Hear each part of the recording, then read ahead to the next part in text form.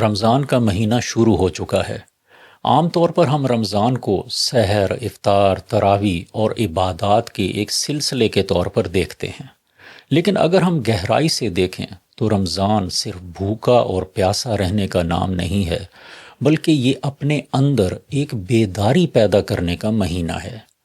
انسان عام دنوں میں اپنی جسمانی ضروریات کے ساتھ اس قدر جڑا ہوتا ہے کہ اسے اپنی روح کی آواز سنائی نہیں دیتی۔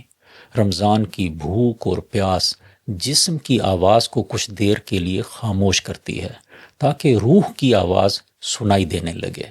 جب آپ روزہ رکھتے ہیں تو آپ کو احساس ہوتا ہے کہ پانی کتنا قیمتی ہے۔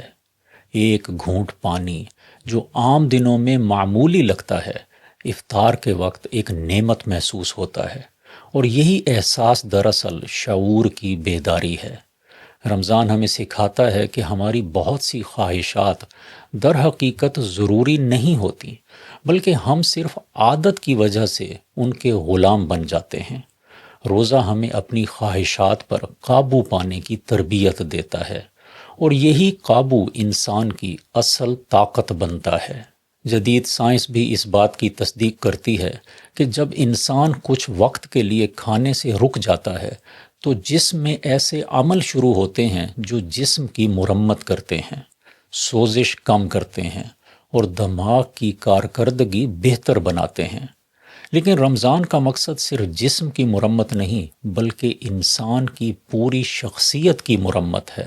یہ مہینہ ہمیں یہ موقع دیتا ہے کہ ہم رکیں، سوچیں اور اپنے آپ سے پوچھیں کہ میں کہاں کھڑا ہوں، میں کہاں جا رہا ہوں، اور میں کیا بن رہا ہوں۔